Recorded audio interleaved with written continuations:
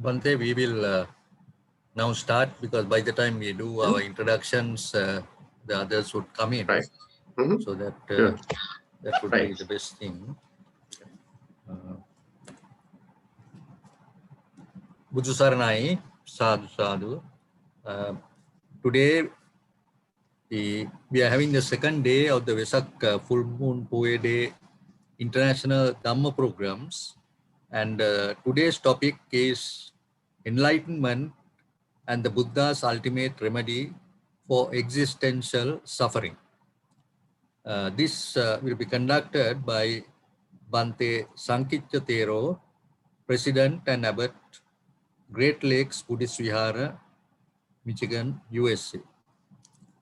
As I said earlier, I think yesterday, Vesak full moon POYA day, which is really the 2565th anniversary, considered to be the most sacred day for all Buddhists world over. So we are celebrating it, we celebrated yesterday and today, and the anniversary will be the commemoration of the Trimangalya, or the three most significant events in the life of Lord Buddha. The birth of Prince Siddhartha, the Bodhisattva, in the royal park of Lumbini in the city of Kapilavastu. His enlightenment in his 35th year under the shade of Sri Mahabodhi in Gaya. After a successful mission of 45 years, his attainment to Parinibbana in his 80th year in the Upavartana Sala Grove of the Malla Princess of Kusinal.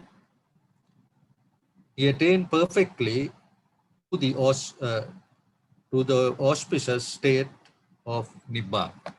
So that's a brief, and today it's very, very important, because we are really in a situation where the COVID-19 pandemic has affected Sri Lanka. But for this, our sessions, normally we also have a number of our foreign participants who are here. I can see Dr. Sumana Ratnayaka, who's here from Sweden. Then we also have our other members of our committee, Mr. Senaka Samarsingha from Canada and Mr. Uday Ganepala from USA. I think the others would come in. Now, with this lockdown, the COVID-19 pandemic and the lockdown that has imposed, the Buddhist devotees can observe Pratipatti Puja, or the practice of the Dhamma preached by the Lord Buddha. Now, of course, there are two. One is, of course, the Pratipatti Puja. Other one is the Amisa Puja. And of course, that has been restricted to a great extent because of this pandemic. But we are able to practice the Pratipatti Puja. And as Lord Buddha stated, he who practices my teachings best reveres me. So I think this is a very, very important statement. And I think if we follow the teachings of the Buddha, we will be all be in a very good position. So just about the method by which we are conducting this, as I said, Bhante Sankitya Thero will give the sermon. Thereafter, we will have a question and answer session at the end of the sermon, and devotees can send their questions either through Q&A or through chat. So that's a method that we will do. Plus, of course, we will have some expert maybe comments that are coming from the panel members who are present. I also want to remind our Dhamma friends that now we did 2 days, but we are really continuing it for the entire week. That is on the 28th, 29th, and 30th, where we will have Bhante Sujato, co-founder of the Sutta Central in Sydney, Australia, who will conduct these programs. So that's again at the same time, 6 p.m. I think we have sent the link to the Zoom. In the event, if you have not got it, you can kindly let us know so that we can send it to you. So the theme will be on the life of the Buddha, and on the 3 days, the 3 different topics. One is on the Buddha's birth and enlightenment, the other on the Buddha as leader and teacher, and of course the final day, the passing on of the torch. So I'm sure that, of course, we have 2 days of lockdown, that's Saturday and Sunday, that all of you will be able to attend it.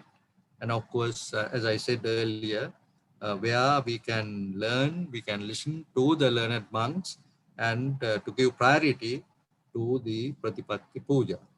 So with those introductory remarks, I would like to invite our member, Mr. Senaka Samarasinghe. He is really based in Winnipeg, Canada, and has been helping us a great deal in arranging our sermons. And today he's been able to kindly invite our Bhante Sankitha Thero from Great Lakes Buddhist Vihara. So I will now invite Senaka to introduce our speaker today, Bhante Sankitha Thero. Respected Venerable Sir, it's my privilege to introduce Bhante Sankitha Thero among scholarly Theravada monks in North America to conduct Dhamma session on Vesak POYA Day for international Dhamma programs in Sri Lanka.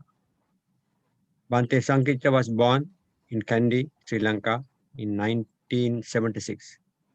He entered monastic life at the age of 15 in 1991 at Subodharam International Monks Training Institute in Paradeniya. In 1996, he received her higher education, ordination, and the same year he moved to Buddhist monastery in Brisbane, Australia, where he lived for 4 years, continuing numerous mindfulness programs. In 2001, he invited to the Great Lakes Buddhist Vihara in Michigan, USA, to continue his Dhamma services. Bhante Sankitha received his BA degree in philosophy for Wayne University, State University, Detroit, Michigan, and he is currently enrolled in a master's degree consulting psychology at Auckland University in Michigan, USA. He also serves as a abbot and spiritual advisor for the Great Lakes Buddhist Vihara. He is engaged in many social and religious services, both local and internationally. He is a meditation and Dhamma teacher. Bhante Sankitha helps many people, including young and adults, providing with Buddhist spiritual consulting. He has been invited to teach in Malaysia, Singapore, Australia, Canada, and USA. Thank you.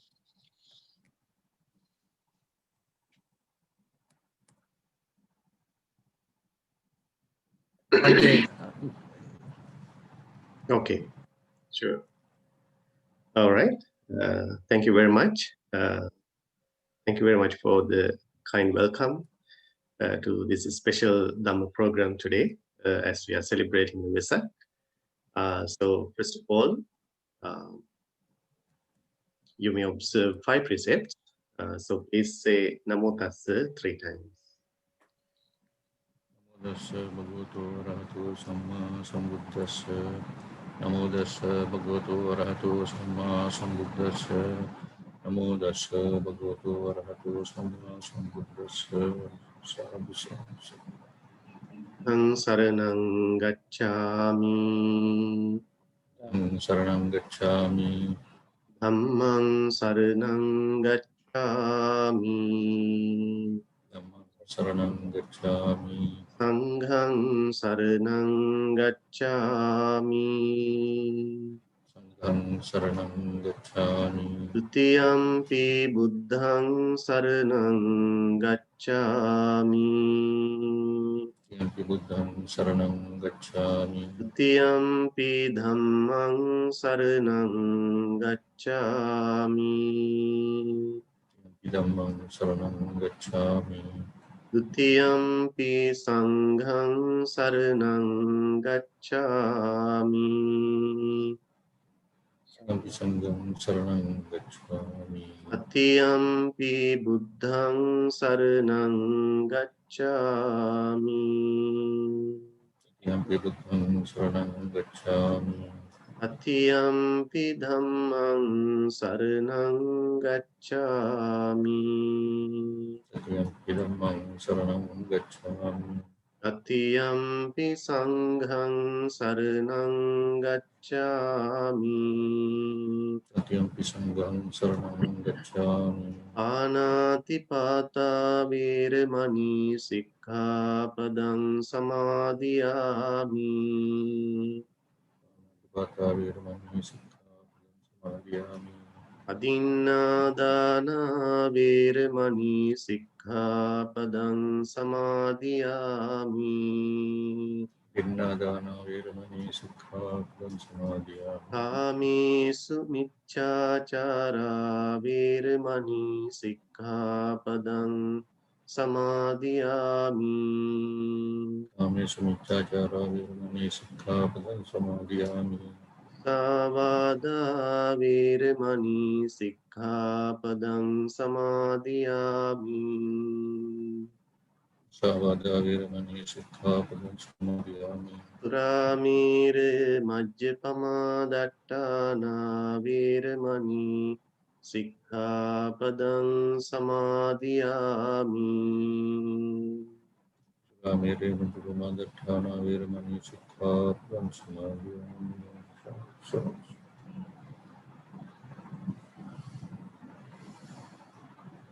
Namo tassa bhagavato arahato samma sambuddhassa.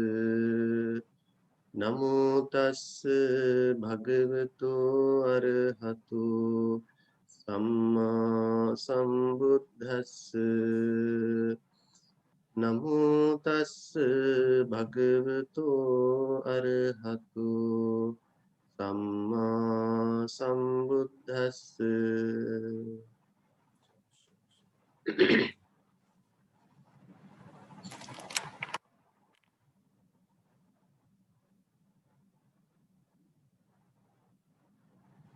Dear friends, it's my great pleasure to share this Dhamma with you all as we all are celebrating the Vesak. As we all know, this year the Vesak celebration has been different as we all are restricted to move around and do our usual activities. But still, it's a very special time that we can really engage ourselves in the Dhamma practice. As we always appreciate, this Vesak season, it's a very special time for all of us to get very close to the triple gem, the Lord Buddha, his great teachings, the Dhamma, and the Mahasangha, by doing so many important Dhamma activities, into the Dhamma, engaging in Dhamma discussions, practicing meditation, practicing generosity, and so many other spiritual activities. So as we know, there are so many ways to celebrate Vesak, and also all these things can be a part of our Dhamma practice in our spiritual life. So therefore, we all can be very happy today that we get this precious opportunity to reflect on Buddha's great teaching. So during this time, you should probably have listened to a lot of Dhamma by now. You have been learning about Buddha's birth, enlightenment, and passing away, and related important Dhamma. So when we think about the Buddha and his life, even before we go to the Buddha's deep Dhamma, just by studying, by reflecting on the Buddha's life story, we can learn so many things. We can learn very important lessons, Dhamma, if we mindfully and carefully pay our attention to his life experience. So when we think about learning about the Buddha, we can have so many different perspectives when we learn about the Buddha. A historian would look at the Buddha as a historical person in this true human history. And also many people, just like Buddhists all over the world, we have different perspective of the spiritual. Spiritual perspective also very important when we look at the Buddha, when we learn his life story. And also many people would appreciate Buddha and his great teachings in a sociological perspective. And there are so many cultural values in the Buddha and his teachings. So all these perspectives are very different. They are to be having very different, interesting flavors, even. So this is a very important thing to understand. When we look at the Buddha's life, when we look at the Dhamma, when we are to study all these important things, it's coming from our background. A doctor would look at the Buddha's teachings from that perspective. An engineer would look at the Buddha and his teachings from that engineering knowledge. So this is an inevitable thing for us. It is always from our side. This is how it is explained in the Dhamma, right? Pachattang veditabbo vinyoti. We always understand and realize the Dhamma according to our knowledge, our backgrounds, basically our faculties, right? So therefore, as we all are trying to be spiritual people, when we try to get the best use of the Buddha and his teachings, all these perspectives are very important. Not just one individual perspective, but if we can see the essence of all these different angles when we learn about the Buddha and his teachings, his enlightenment, it is very important for us. So with that perspective, with that understanding, when Buddha was born in India, it was a very special time. As you all know, it is the time we call the Age of Enlightenment in the West, in Europe. So that was taking place in the scientific world, in this external world. People were thinking about so many things, their life experience, how things happen in nature. So people question so many things, how and why these things happen, how the rain is taking place, how the earthquakes, lightning, all these things are happening in nature. So people didn't have much understanding about these things before. So therefore, many people believe that uh, these are the reactions of the God or the actions of the God. When the God gets angry, it is when the rain happens, or the earthquakes, or even tsunamis, floods, lightning, and all these things happen. Right. So this is the basic understanding in that prehistorical time. But as people became more intellectual, going beyond this superficial traditional understanding, they began to question all these things, how these things happen, why is these things are happening the way they are.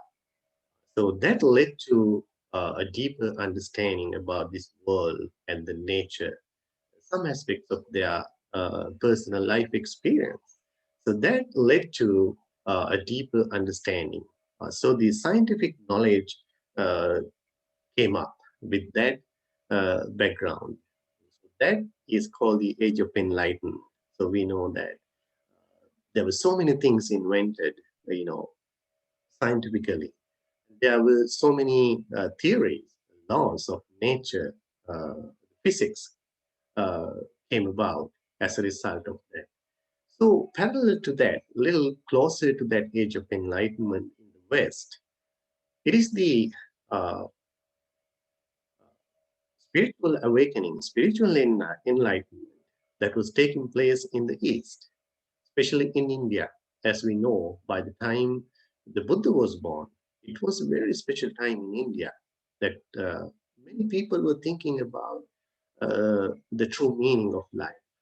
So, unlike the Age of Enlightenment in the West, in the East, people had kind of the spiritual enlightenment. So, people were thinking about the true meaning of this life, why these things are happening.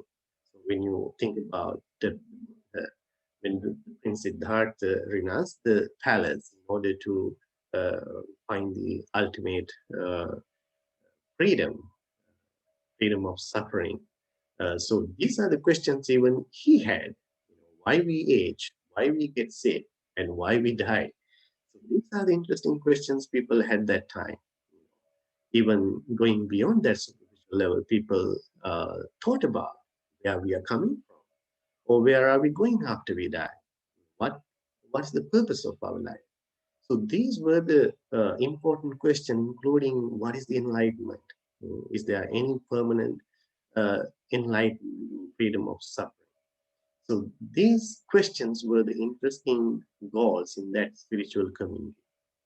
So many religions, many spiritual teachers, belief systems uh, came out as a result of that spiritual awakening uh, in the East.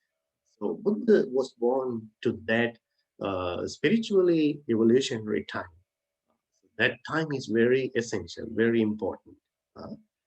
So uh, when people were enjoying their life, so people understood, people came to know that what comes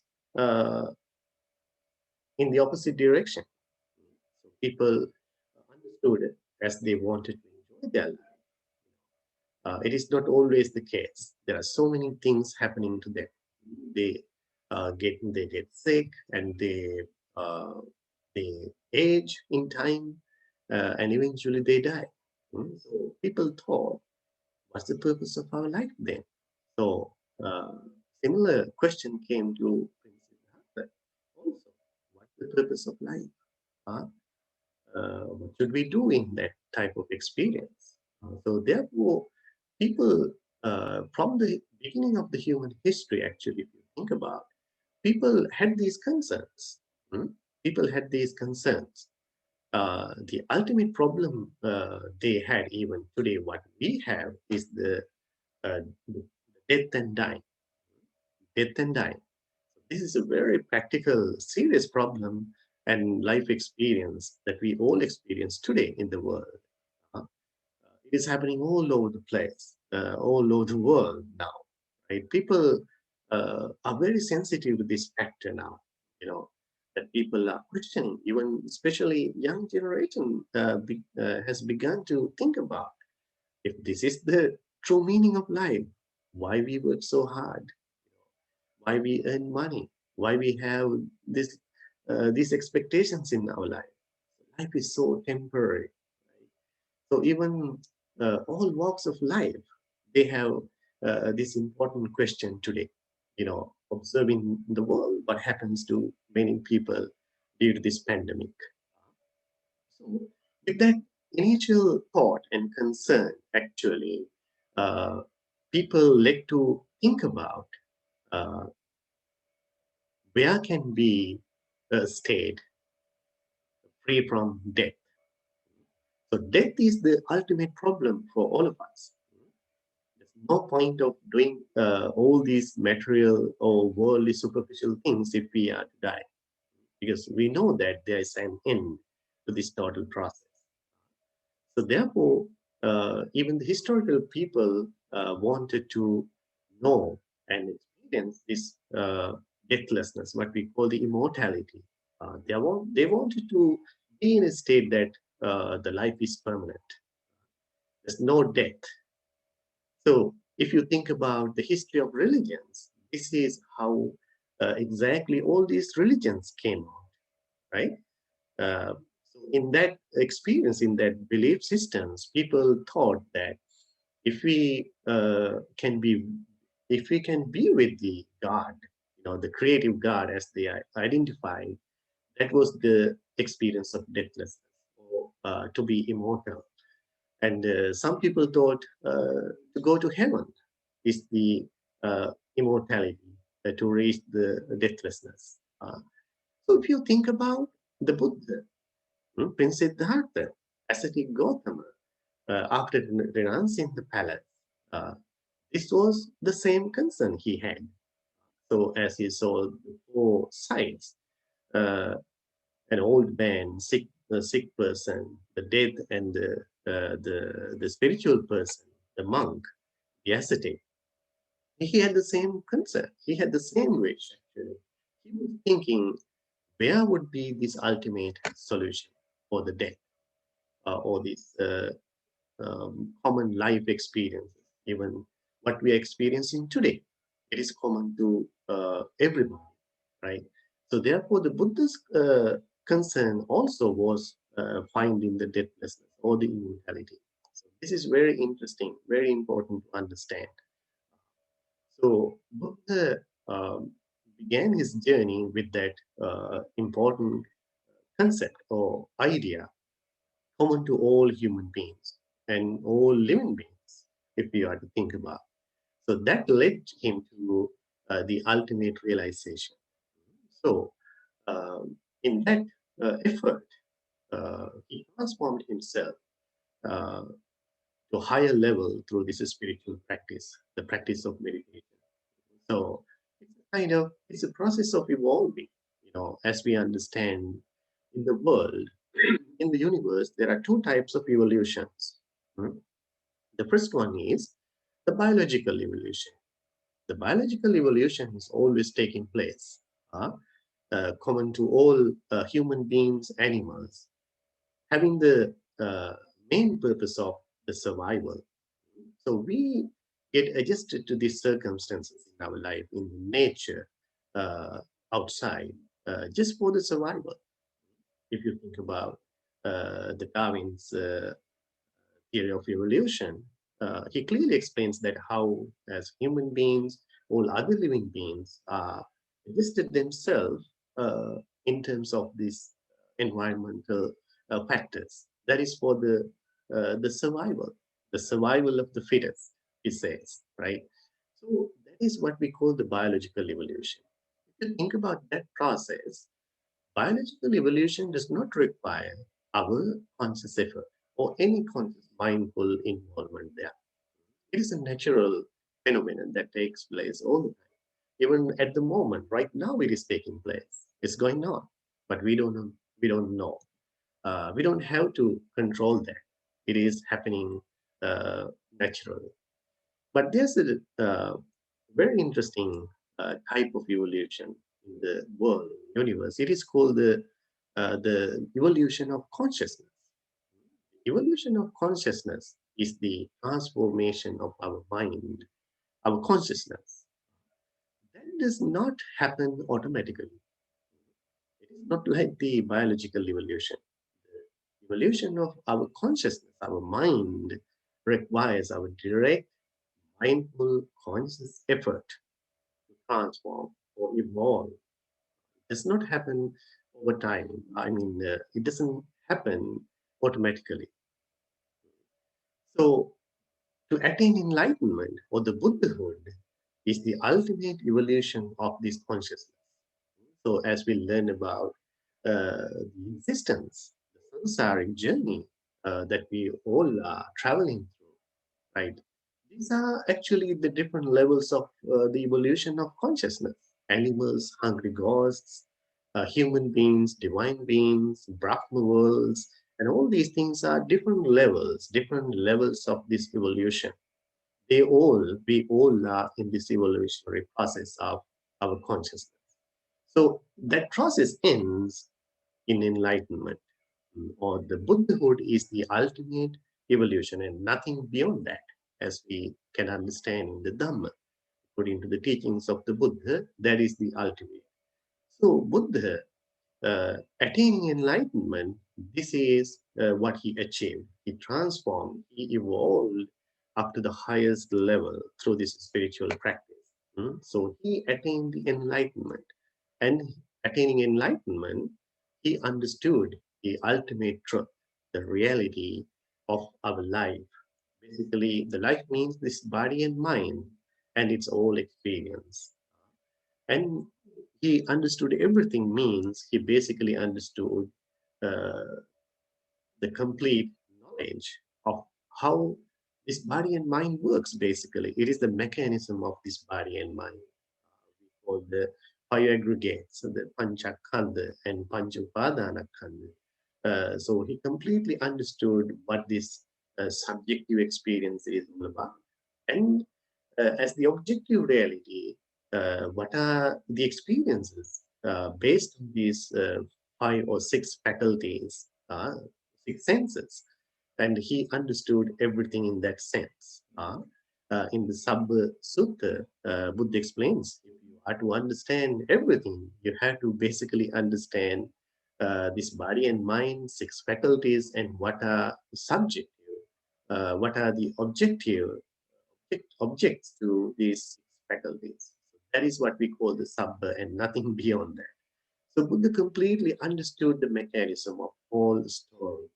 And as a result of that spiritual awakening, ultimate realization, uh, he understood something unique. He understood something very important. When we think about the beginning point I explained, as many people were thinking about deathlessness or the immortality, Buddha uniquely understood the same point, but in a very unique way. As many people, religions talk about the deathlessness or immortality in the external world. So they found it to be existing in the external world, God or in the heaven.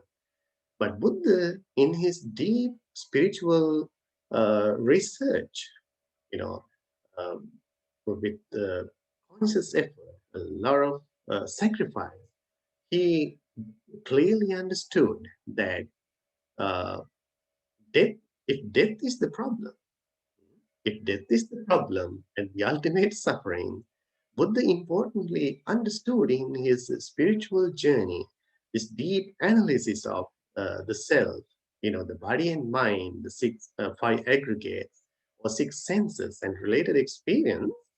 He understood that, please understand this point very clearly, paying your mindful attention. This is the essence of the Dhamma. This is the essence of what Buddha realized, attaining the Buddhahood. As we are celebrating Vesak, this point is so important to understand too, right? So Buddha understood in his deep realization that you can die only if you exist, really. This is so important to understand. This is what Buddha realized. You can die only if you exist truly. So this is what Buddha realized. You can die if only you are existing truly as a self, as a person, as a being. So Buddha realized that there's no such thing. No such a thing. Buddha, in his deep analytical spiritual research, he could find any permanent self-existence as a person, being, right within this body and mind. Six senses or five aggregates. But everything happens due to the presence of necessary conditions without a person or being a self involved.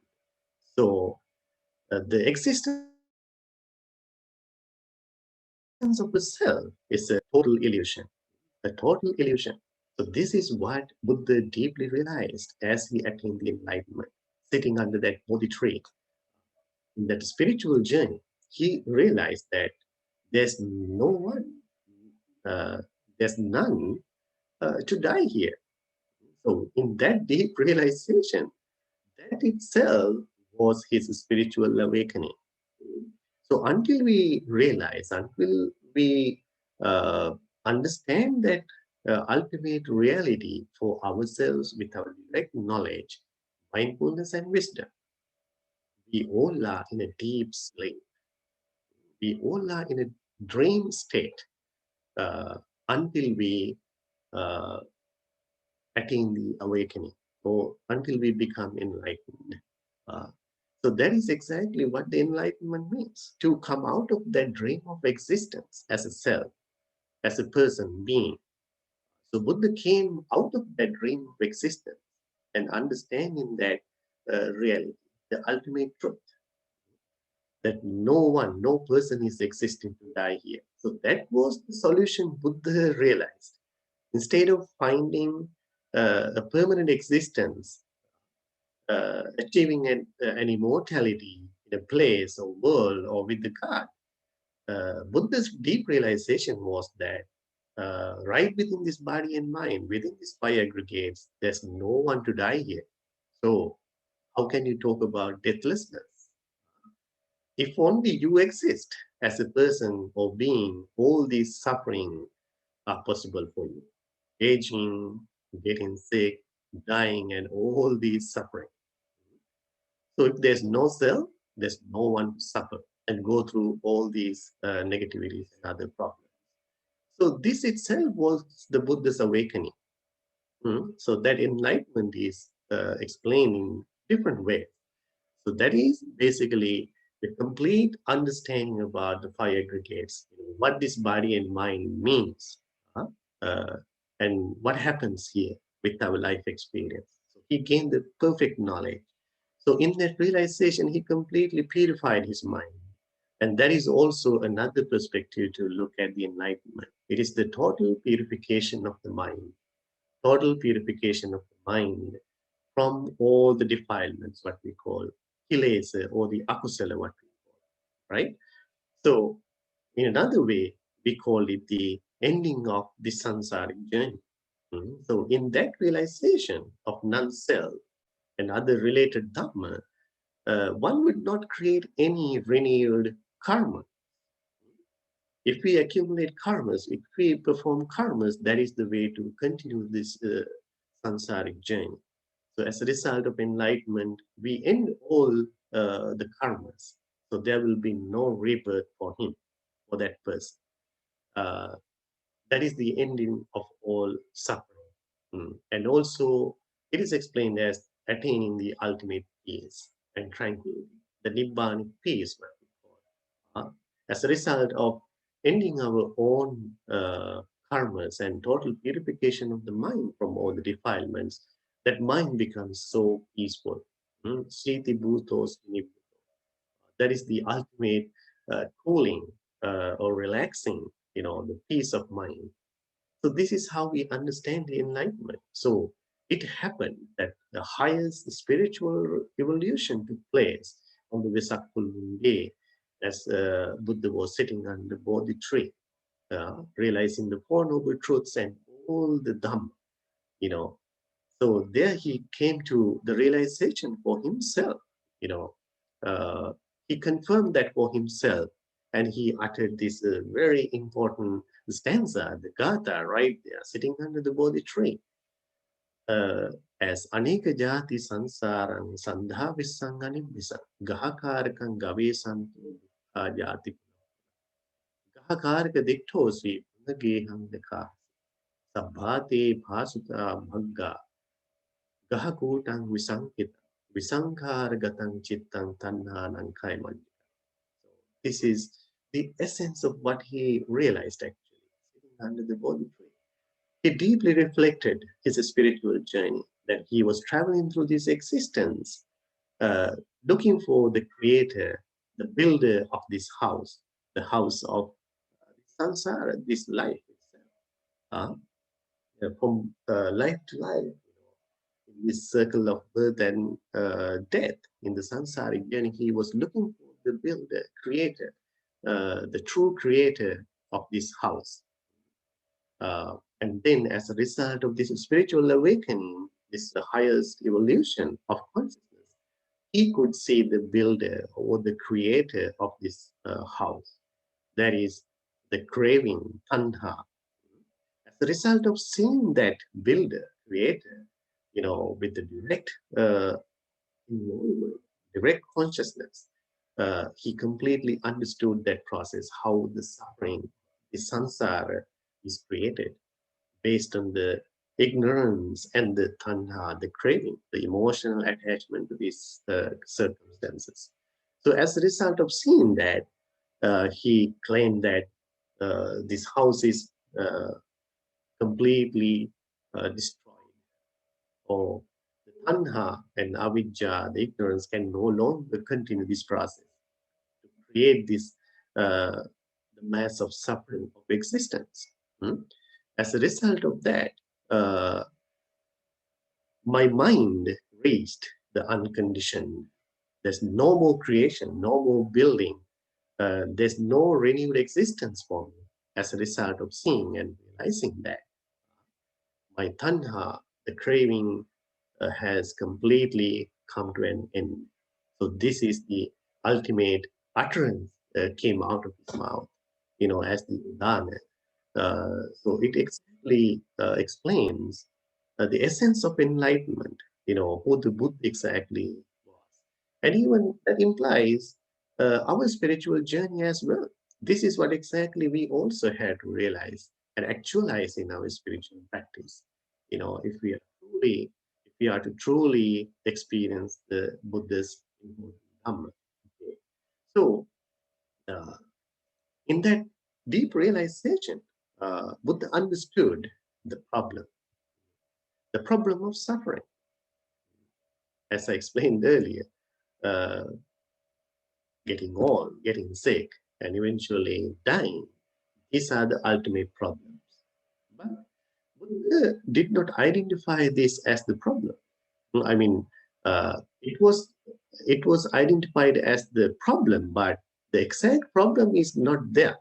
It is not the exact problem, or in another way, you cannot do anything about this suffering, right? You cannot really fight this suffering, what you are experiencing in your life or in the world. So that's why Buddha said that the first noble truth of suffering is to be completely understood. You cannot simply destroy it. You cannot fight that suffering. And that led the Buddha to understand and realize how dukkha is taking place, how suffering comes to you.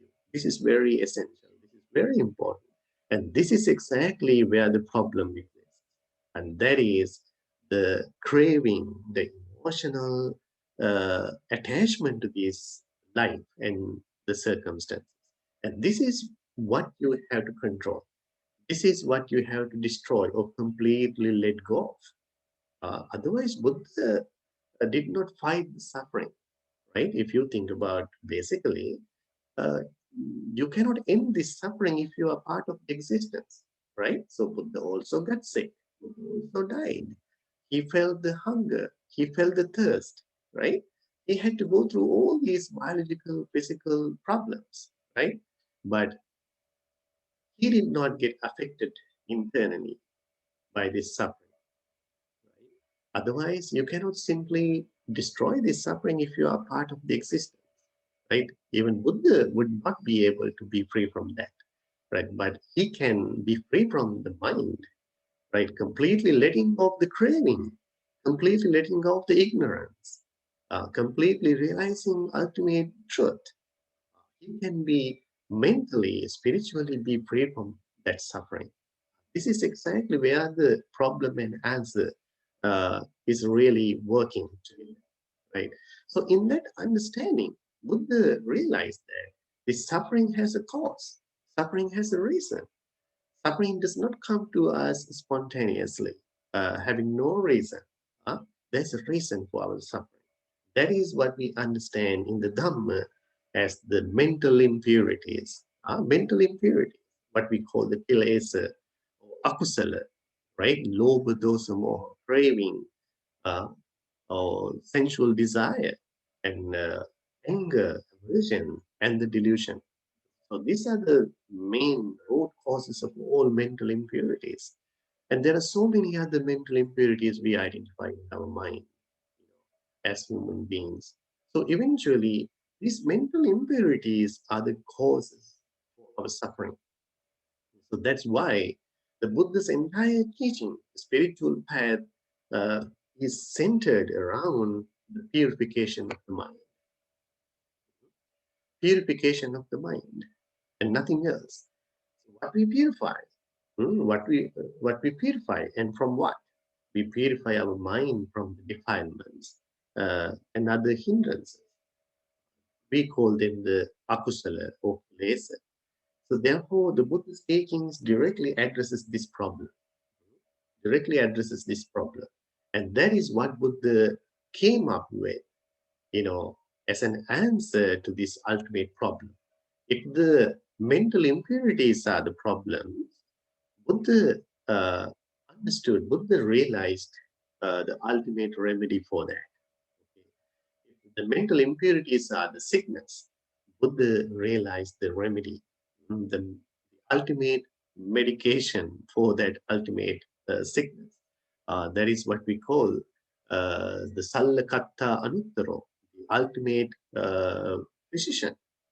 So another term for the Buddha, because he completely understood the sickness and he completely understood the solution or the remedy, medication for this problem. So what is this medication? This is exactly what Buddha discovered. This is what Buddha realized. Uh, Attaining the Buddhahood, becoming totally awakened to the truth. And this path is called the Noble Eightfold Path. So Noble Eightfold Path is identified as the completing of Sila, Samadhi, and Panya. Right? So Sila, Samadhi, Panya, self-discipline or the morality, and the purification of the mind as Samadhi, and wisdom as the Panya. Right? Why these three solutions and why these three factors, Sila, Samadhi, and Panya, where these three things are directly applied? This is very important to understand as Buddhists.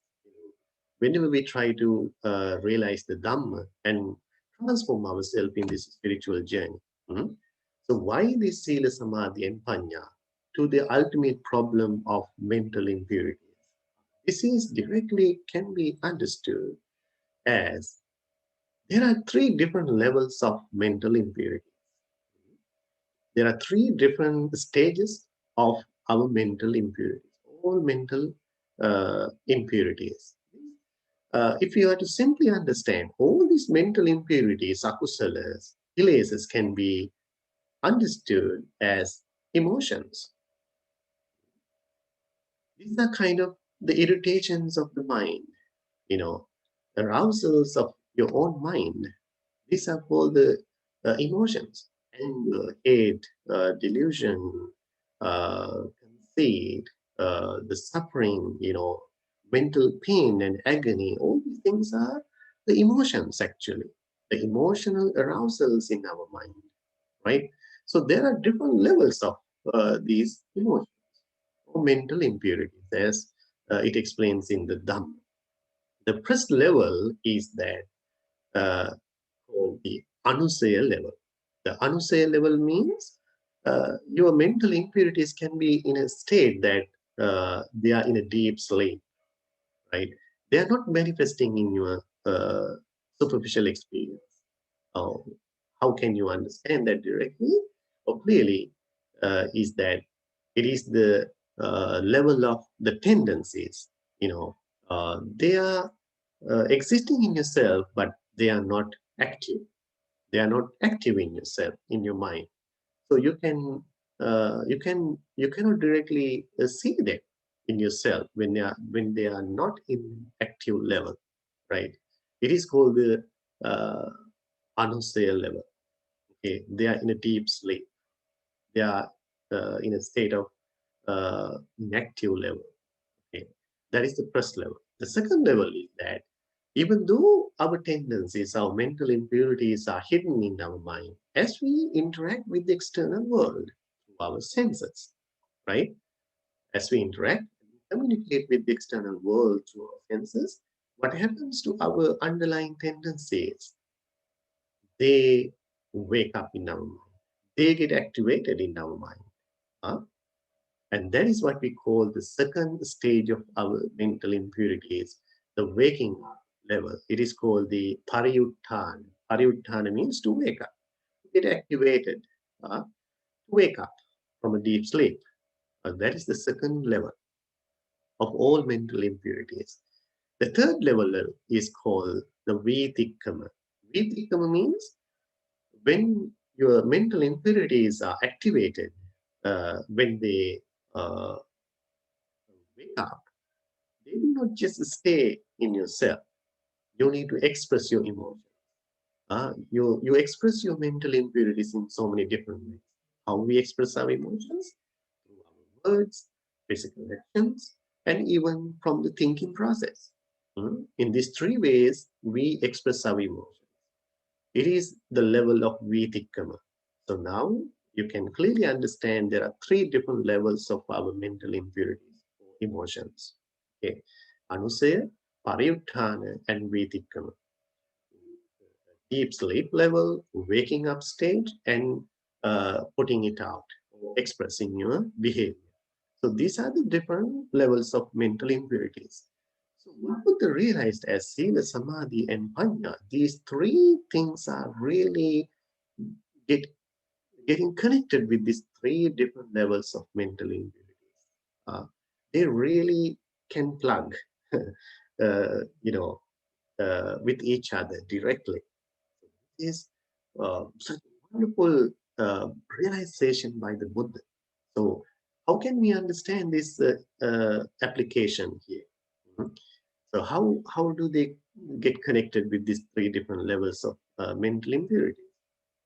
So we do not begin with the Anusaya level because it is not clear to us. They are in a deep sleep level. They are not active. So therefore, we begin with the most superficial level, right? Where we can easily, clearly see and understand. So it is the level of vitikkama in our behavioral level. That is where the sila practice come in handy. When we observe precepts, we do not express our negative emotions. We do not express our mental impurities. We are not putting them out. Think about the 5 precepts, right? We do not have to go into details, but with firm determination, based on our loving kindness and wisdom, understanding the consequence, we kind of control the expressive level of our emotions. We do not put them out. And that is the self-discipline, what we call. Based on even hiri and ottappa, shame and fear, we control our behavior. So we do not express our emotions. That is the first level. This is so important. So we begin with the superficial level. That's the gradual training, gradual path of the Buddha. And then what happens to that person once you are in a very good control of that first level of sila, when you not express your emotion, for that spiritual person, the second level becomes very clear. Even though I do not express my emotions, they still wake up in my mind. It is a disturbance. I lose my inner peace. I can still get distracted, disturbed inside. In that level, that person practices the samadhi. That is the level of practicing of meditation. You take any of meditative object from 40 techniques, right? The breath, loving kindness, or the breath itself, the buddhanussati, any of the kasinas, all these meditation techniques, the samatha level, is to control that arousal level of your emotions or the mental impurities. As long as your mind is engaged in this wholesome object of meditation, your mental impurities do not have any chance to get up or wake up because your mind is engaged in very wholesome practice, spiritual practice. So in that level, you gain a better control over your emotions. Okay. And then moves to the third level of panya. Even though you control the waking up level of mental impurities, you find that the possibility is there. They are hidden inside. And that is where the panya, wisdom, the vipassana, the deep analysis of the Dhamma or the self is taking place. So as a result of that practice, you completely let go or eradicate all mental impurities from your mind. That is the ultimate freedom of suffering. You know, that is the ultimate solution for the ultimate problem of suffering. This is what exactly the Buddha realized in the enlightenment. So it really explains about the Buddha's ultimate message. As Buddhists, as the great inspiration for us, this is exactly what we have to pay our attention to as we all try to achieve the enlightenment. You know, as a very practical, possible path for us, even this very lifetime. So I think I took much time, but I think it was necessary, and I hope it would have been beneficial for you. Okay. So I will stop here. So if you have any question, we can spend some time on that. Thank you very much, Bhante. So we will now, there are a few questions that have come. Okay. Uday, are you able to read the questions? Yeah. One on Q&A. Oh, Q&A. Okay. Mhm. Okay. Anybody can answer. I would try to answer.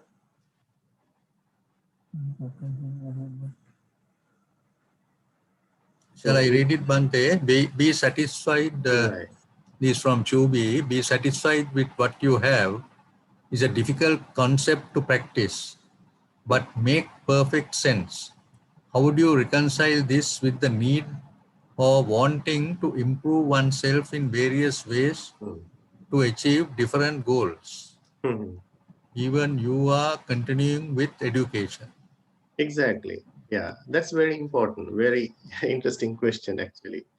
You know, it is something that we really appreciate in our life, you know, in our spiritual practice. You know, all the time we are supposed to be satisfied, right? So in the Dhamma, it is called the Santutti, right? In the Paranimita Sutta explains the Santutti Paramandana, to be satisfied with what we have, you know. But according to the Dhamma, it does not mean that you should strive on diligence to achieve your goals, you know, whatever you need to have in your life. It does not mean that. You know, the important point here, when you try to achieve something, you should not suffer because of that. That is the most important thing to keep in mind. If that effort, if that wanting lead you to suffering, frustration, anxieties, or any other negativity, that is where the problem is. Okay. But unless we all have to engage ourselves in all these necessary activities, right? Otherwise, we would not reach anywhere, right? There wouldn't be a Buddha even for us. uh, Otherwise, right? So we should be satisfied with what we have, who we are, what we are at the moment. But of course, we have to pay our attention to what has to be improved in my life. What do I have to achieve? You know, because Buddha really emphasizes as a lay person, you have to be very successful in your life. That's a blessing for you to practice the Dhamma. Otherwise, it becomes a struggle for you, right? If your life becomes a struggle, you cannot pay attention to any spirituality or any other good things, right?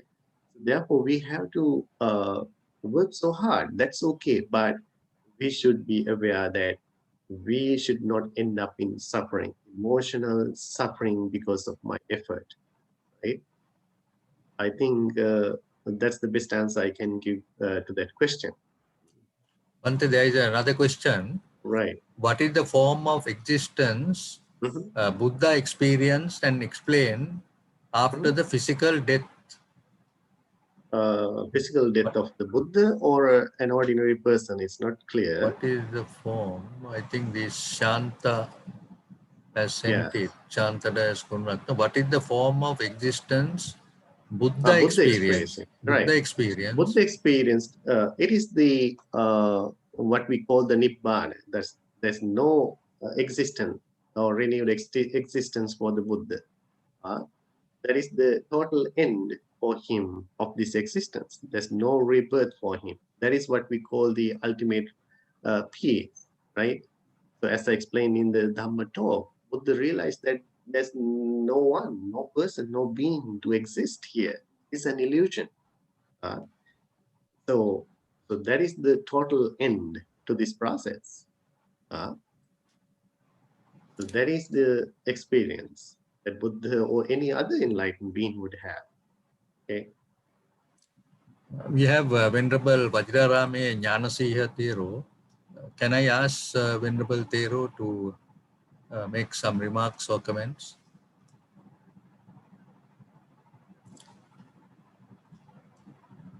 You have to unmute, Venerable. Venerable Thero, you have to unmute.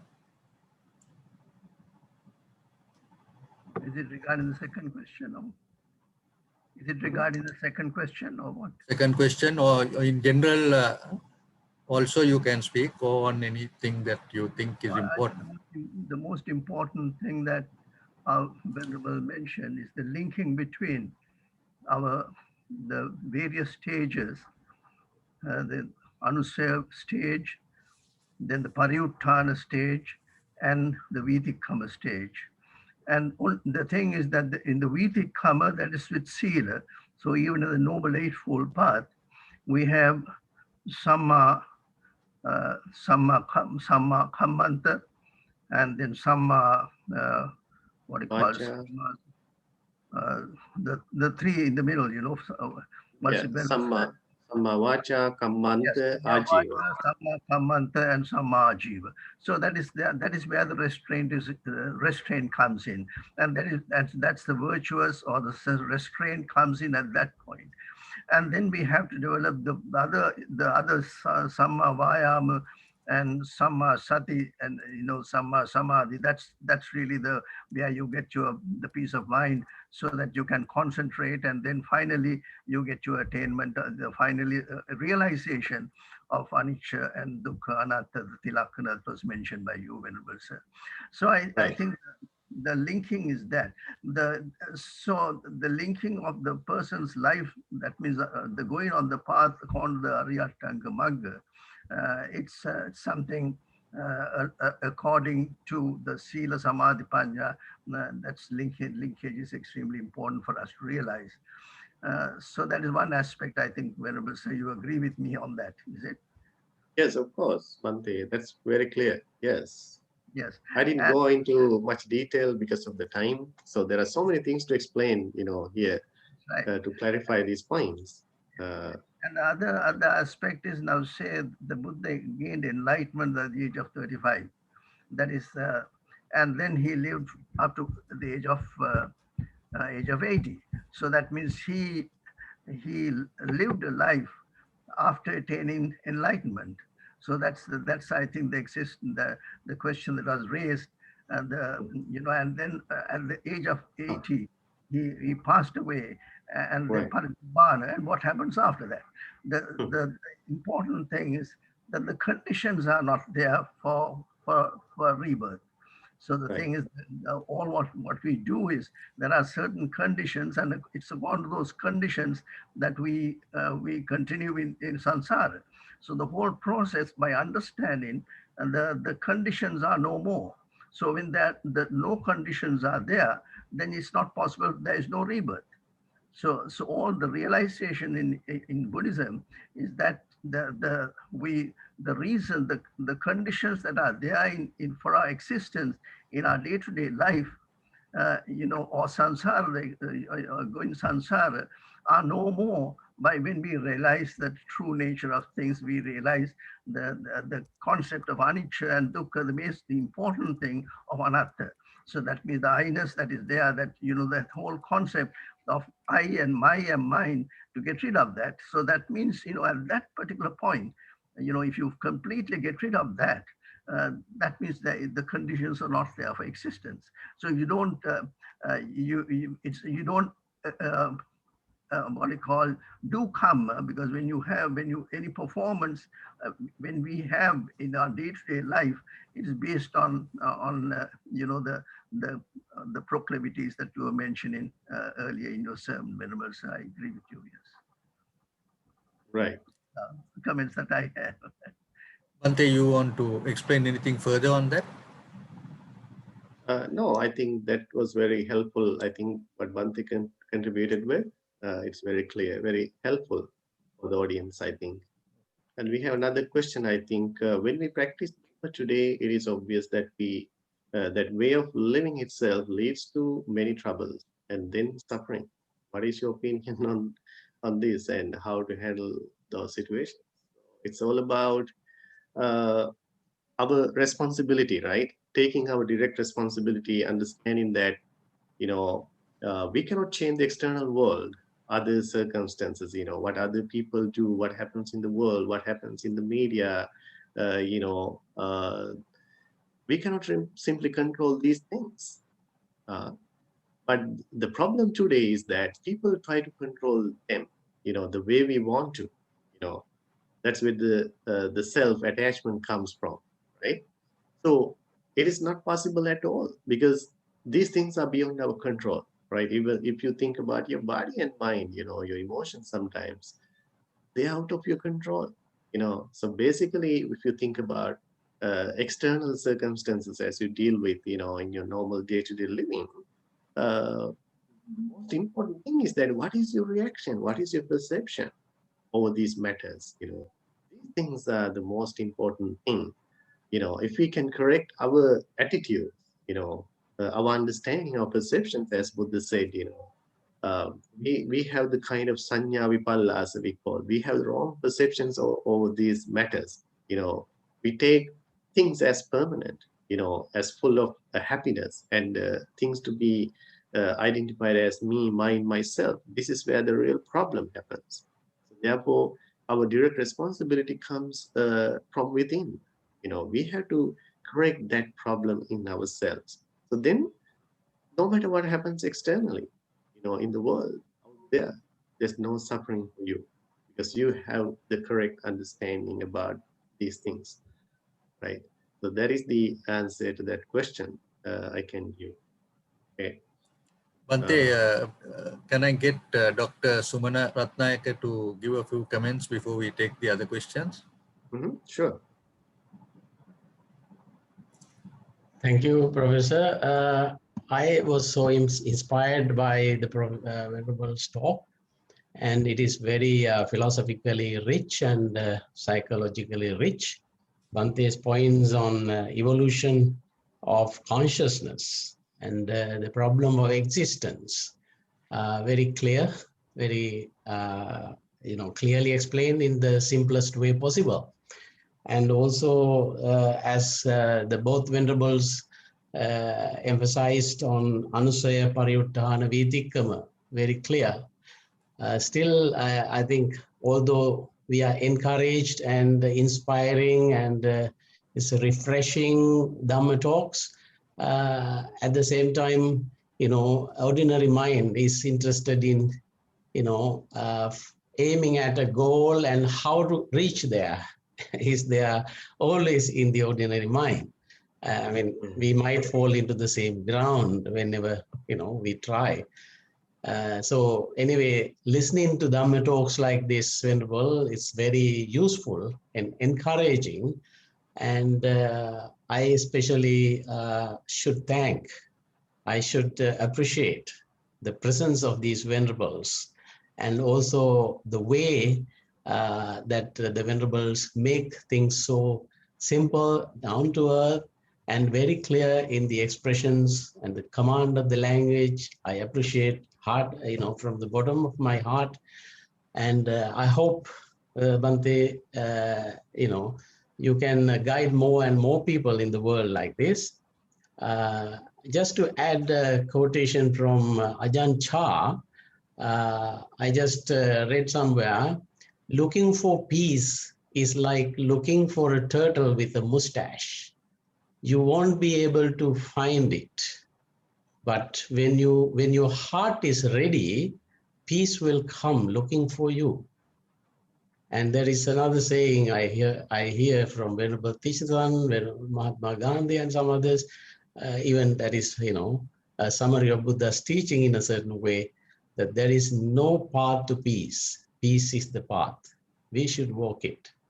And if we aim at a peace somewhere else, postponed to the future, we will never find a path towards it.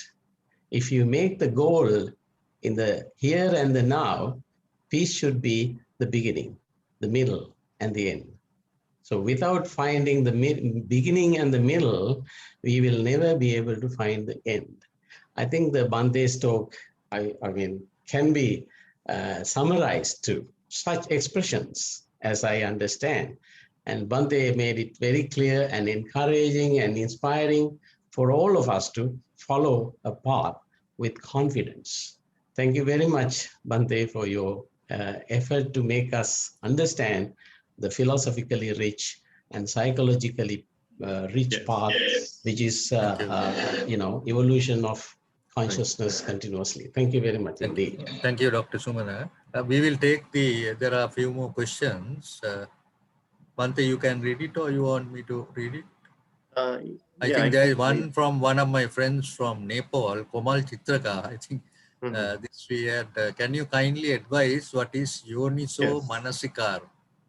Yes, as a very common term in the Dhamma, in the teachings, the Yoniso Manasikara, it is actually nothing but turning our mindful attention inward to understand and realize, observe what I just explained in the Dhamma talk. To understand how these things are happening to you in the root levels. This is what we call the Yoniso Manasikara. Before all these things get so complicated, before they manifest in a very complicated levels, we have to dig into the root levels, where exactly this is taking place. It is what we call the Yoniso Manasikara. It is directly translated as wise attention, right? Direct, mindful, and wise attention to our thoughts, our mind, our behavior.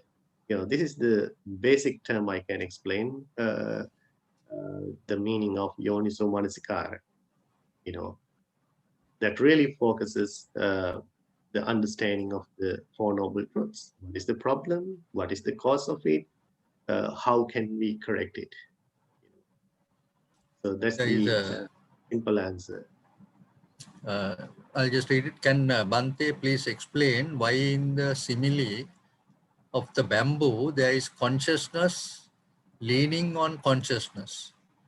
On one side there is consciousness, and the other side of the bamboo, Nama Rupa, which also has consciousness within the Nama.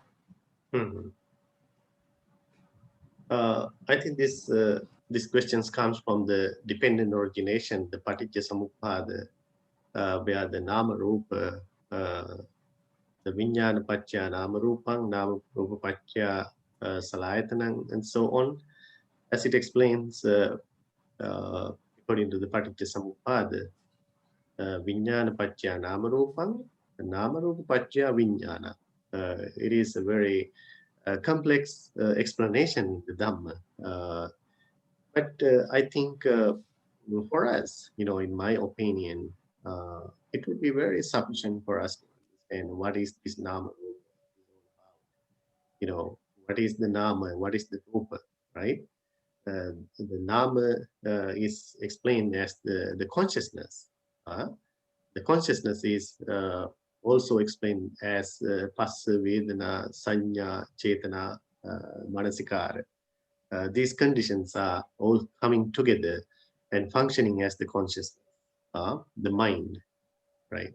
And the Rupa basically is this physical experience, physical body, based on made out of four basic elements: solidity, fluidity, heat, and air. Patavi, Apo, Tejo, and Vayu. So how these things are working together, functioning together, leading to the next step, next stage or experience of the Paticca, right? Namarupa Patya Salayatana, giving us this sensual experience with the 6 faculties.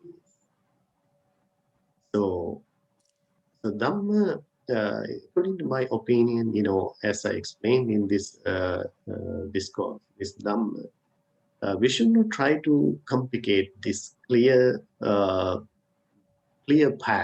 the teachings of the Buddha. Sometimes we can easily get caught up in that complexity.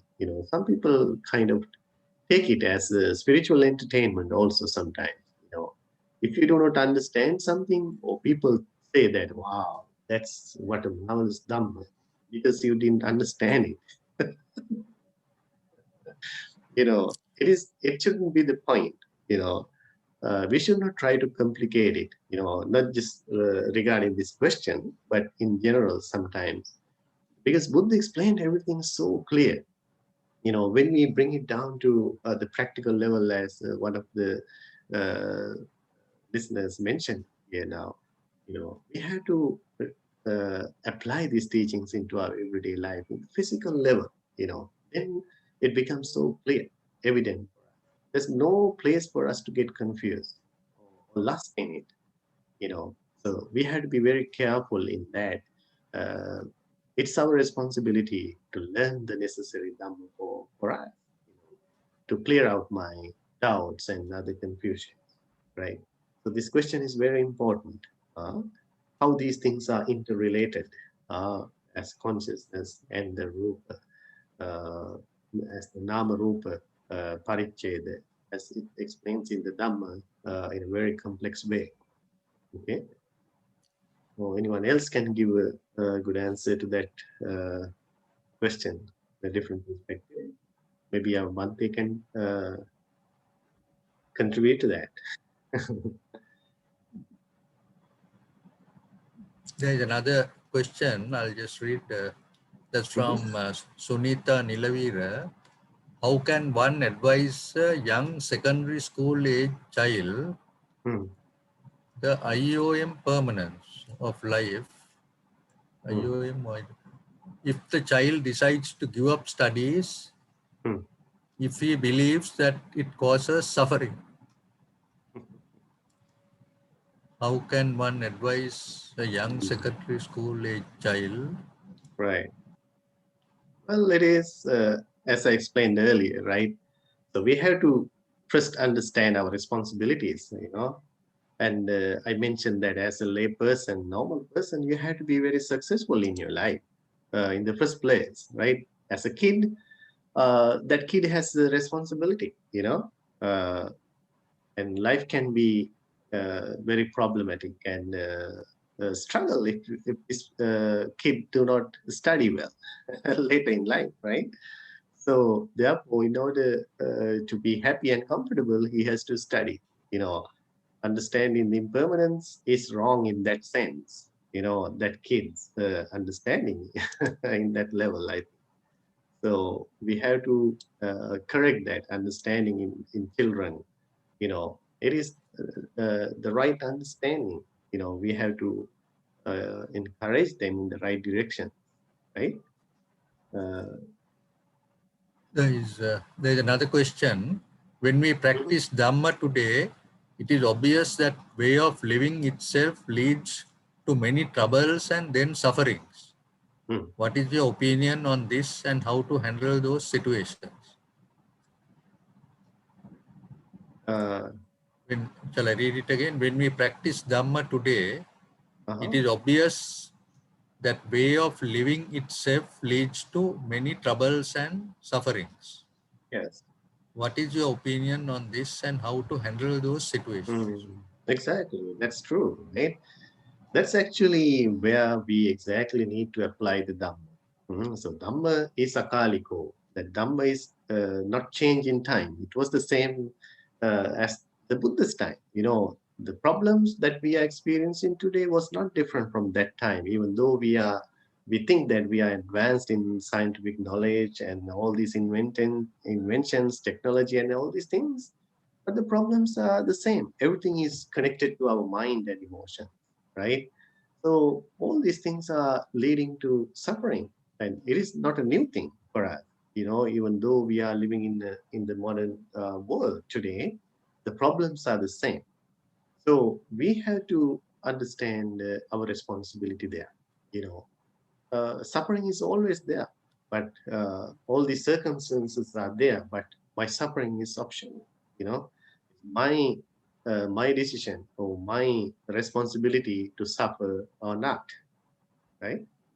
So as I explained earlier, so we have to practice the Dhamma and get into these meaningful practical levels of the Dhamma.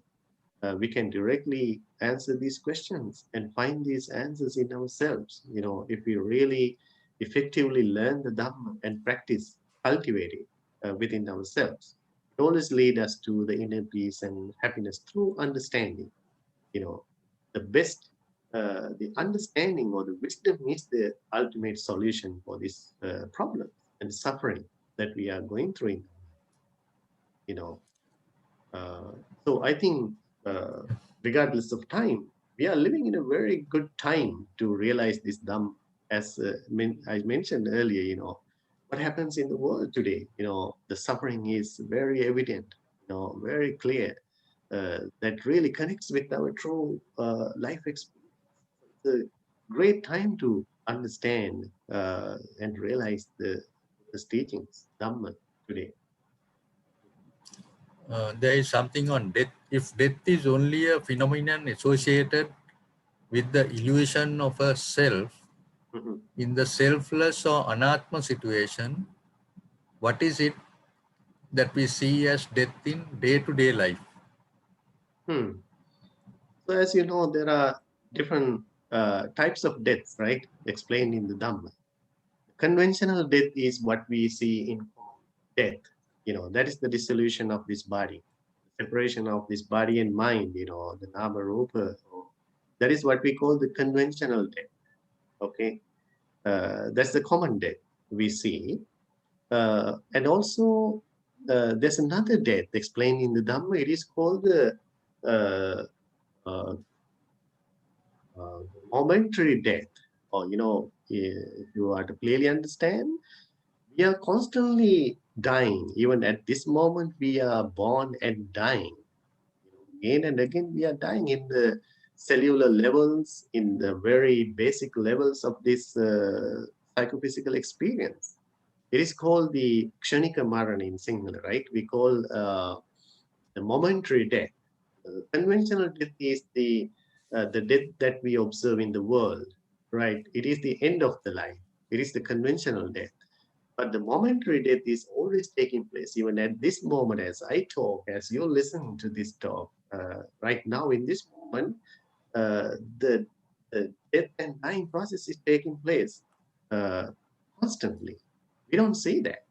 We don't see that because of our illusion of existence. We feel that we exist as a same person, being, as a body, as a mind, taking for granted, taking these objects as one single existence experience for us. So we don't get to see that, constant death. That is a very important death to understand. It can be experienced only through a deep meditation, right? Meditation practice, yoniso manasikara. And there's another death called samuchcheda marana. Samuchcheda marana is called the ultimate death. In that level, in that death, ultimate death is the death, the final death. There's no more rebirth or death for that individual. As a result of the realization of the Four Noble Truths, the realization of the self, as a result of complete purification of the mind, for that person, there's no more death after that death. It is called the Samuchcheda Marana, an Arahant, and enlightenment. So these are the different classifications of the death identified in the Dhamma. Much merit to you, Bhante. I will get a few comments from our panelists who are here. Uday, you have anything that you want to ask or make any comments? Okay, Uday is not there. Senaka?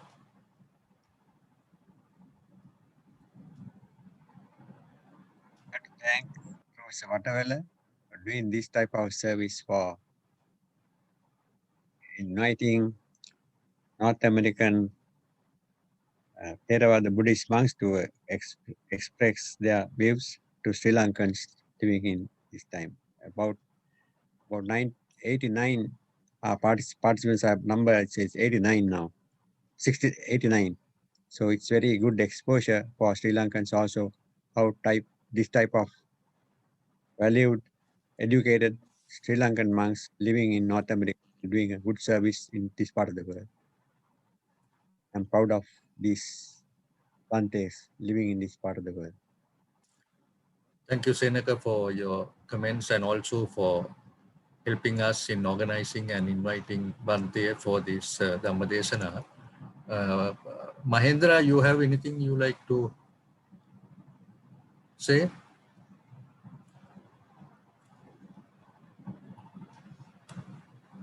You have to unmute. You have to unmute.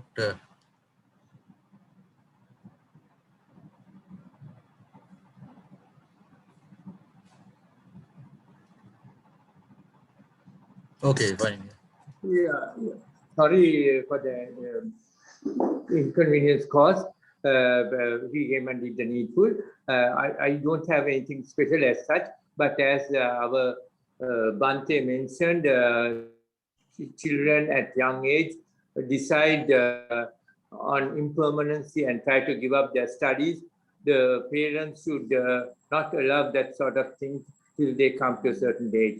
As I mentioned in the earlier session, even Venerable Sukitero was trying to do that because he wanted to get into roads when he was quite young. But because the parents were educated people, they didn't allow him till he did his first degree. So that's how it should be. Otherwise, they will find a mistake later. Thank you so much. Thank you, Professor, for arranging all this, especially our two Bantes, and I am very happy to see our Jnanasiya Thero also here, along with other panelists. All the best, and we wish all of you best of health, wealth, and happiness. May you attain bliss of Nibbana. Thank you very much. Much merit to all of you. Thank you. Dr. Sumana, I think you already commented. Just a few things, and if you need anything. Maybe, I mean, I don't want to go into deep questions again because I am used to, talking in detail on certain matters like Nama Rupa. But Bante, of course, gave us the permission to comment on that and also add any points. But I just would like to just show you this book that Venerable Katagurunde Jnanananda has written, and this shows the two files of bamboo reeds leaning against each other, symbolizing Namarupa Pachya Vijnanam and Vijnana Pachya Namarupam. I think Bante is familiar with this. Bante might have even read and spread about it. And I think I don't have a better explanation than this, of course. Although I have been teaching philosophy and Buddhist studies at Peradeniya University for more than 16 years. Now I am actually retired from it, but still I can remember talking on these aspects with reference to Venerable Katagurunde Jnanananda and some scholarly and practicing Buddhist monks. And the Bante's talk, of course, cannot embrace all these aspects in detail because it is 1 hour talk, 1 hour or little more. But Bante Sankicha, I think, did I pronounce correctly? Yeah, and I think you have done that very profoundly, Bante, very clearly, encouragingly. So I'm very grateful for your presence and for your explanations. Thank you very much indeed. Thank you, Dr. Venerable Vajrarami Jnanasiya Thero, your final comments, a short one. I think there is one aspect that about this child also that he was mentioned about. The thing is, a person who is born, you have to live this life. And in living this life, you have to earn. If you do not earn, you can't get your food, you can't get your shelter, you can't have your clothing. So it's extremely important that if a person is born, and for that to get satisfactorily those the needs that you require to live is something is each one's responsibility.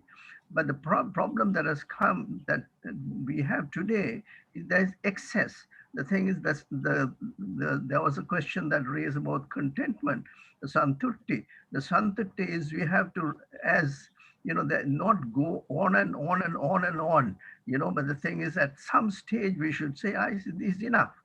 That there are the poor people, for them it's not, but others also, that there's over expenditure and over, you know, your luxurious life, which is really one of the issues that we are trying to tackle now in this with the COVID-19. You know, the people have been living beyond, or the human being, the man who is the most rational person is trying to live beyond the you know what could be expected or what is your limitations, and that has created certain problems. So the point is, at some stage you have to earn, you have to do your with virya, with uttana virya, and then at some stage you'll say, yes, you know, this is enough for me, for us to live comfortably.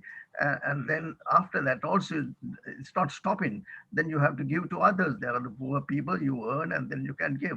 So I think it's a very interesting aspect of contentment. It doesn't mean that you're contented with what you have. No, the contentment comes after you start earning, and then there should be a point where you'd say, I'm contented with what I have got. The thing is, you examine at the examination, you know, you expect a first class, but the thing is, possibly you just get a pass. But the thing is, then if you have to be contented with that, because I have made my effort. I want to get a first class in the university, but I didn't get a first class in the university, but I have got an ordinary pass. I have to content with that. And that's the type of contentment that we should have. You know, thing is, after giving your best on anything, trying to do your best in anything, and when you get it, you find you can be contented with that, and then go on in life. And so that's, I think, the comment that I like to make. Thank you, Venerable. Now, for the final closing remarks to give merit to Bante Sankitja, may I invite Kamal Ilavira to make his sure. talk. Kamal, yeah. Thanks, Sadhu. Today was a very, very interesting and an important day for us. Venerable Sankitja,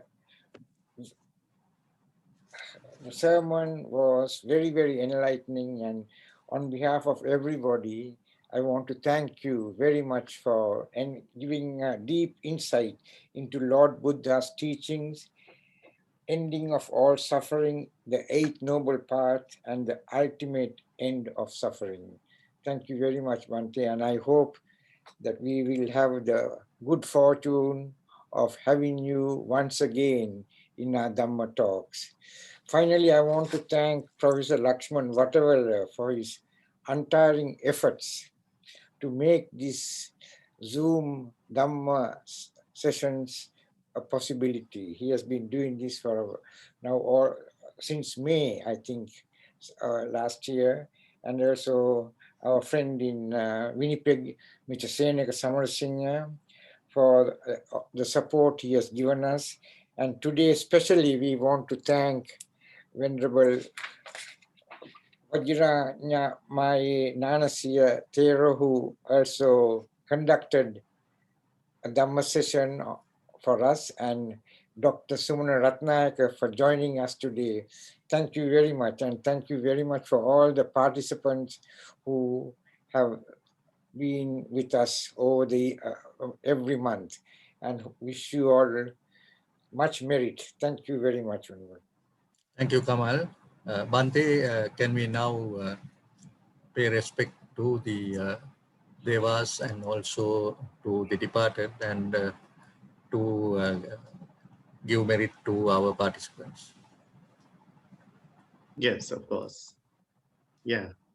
Okay, dear Venerable Bhante and good Dhamma friends, today it was a great occasion for all of us to celebrate this meaningful Vesak in this manner, paying our mindful attention to the important teachings of the Buddha in a practical level.